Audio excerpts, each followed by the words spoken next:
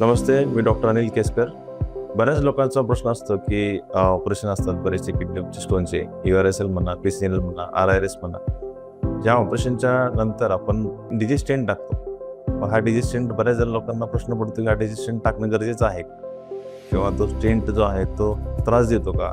किंवा डिजी स्टेंट असताना त्याची काय काळजी घ्यायला पाहिजे? तर अशा बऱ्याच लोकांचा प्रश्न असल्यामुळं आज आपण या विषयावरती जाणून घेऊया. तर डिजी स्टेंट म्हणजे काय?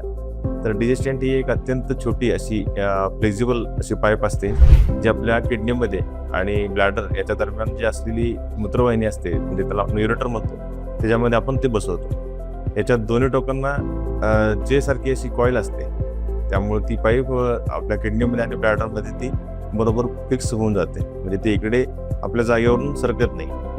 आता हा स्टेंट जो आहे तो आपण का बसवला जातो? तर त्याचा उपयोग काय?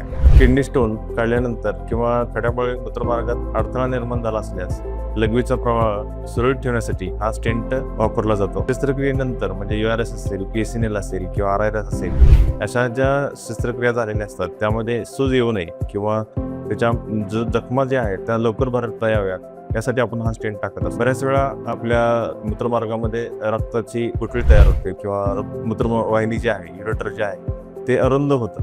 त्याच्यामुळं लघवीला अडथळा तयार होतो. अशा वेळी पण आपल्याला हा स्टेंट टाकावा लागतो. त्याच्यामध्ये किडनीला कधी कधी हायड्रोनेफ्रोसिस होतं, तर त्यावेळी पण हा आपण स्टेंट जे हायड्रोनेफ्रोसिस आहे, किडनीची सूज आहे ती कमी करण्याची मदत करत असते. तर हा स्टेंट कसा टाकला जातो, याची प्रक्रिया काय आहे? हा स्टेंट सिस्टोस्कोपी द्वारे टाकला जातो, जेणेकरून भूल देऊन आपण लघवीच्या मार्गातून ही दुर्बीण आपल्या आत सोडली जाते आणि आपल्या शरीरावरती कोणतीही जखम किंवा टाका आपण यामध्ये टाकत नाही. स्टेंट हा तात्पुरता असतो.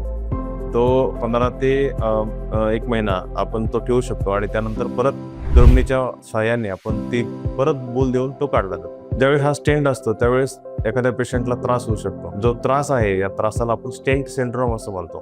त्यामध्ये लघवीला वारंवार जाणं होऊ शकतं किंवा लघवी करताना पाठीत किंवा ओटीपोटात दुखू शकतं किंवा लघवीमधून थोडे रक्त येऊ शकतं. विशेषतः आपण जास्त हालचाल करतो त्यावेळी रक्त येऊ शकतं किंवा लघवी पूर्ण झाली नाही असं आपल्याला वाटू शकतं. मग यासाठी काय काळजी घ्यायला पाहिजे? तर सगळ्यात महत्त्वाचं म्हणजे आपण दिवसातून कमीत कमी 3 ते 4 लिटर पाणी प्यायला पाहिजे. आणि हे ज्यावेळेस आपल्याला स्टेंट असतो त्यावेळेस आपण जास्तीत जड वजन उचलू नये किंवा खूप जास्त प्रवास करू नये. ज्यावेळेस स्टेंट असतो त्यावेळेस डॉक्टर्स अँटीबायोटिक्स आणि ब्लॅडर रिलॅक्संट आपल्याला कंटिन्यू करण्याचा सल्ला देतात आणि डॉक्टरच्या जे शेड्यूल आहे त्यानुसार आपण हा स्टेंट काढून घेतला पाहिजे. सगळ्यात महत्त्वाचं म्हणजे स्टेंट शरीरात जास्त काळ राहिल्यास त्यावर खडे जमा होतात. अशा वेळी आपण त्याला एन्क्रस्टेशन म्हणतो. त्यामुळं किडनीच्यामध्ये पण किडनीला धोका होतो आणि किडनी निकामी होण्याचा शक्यता असते.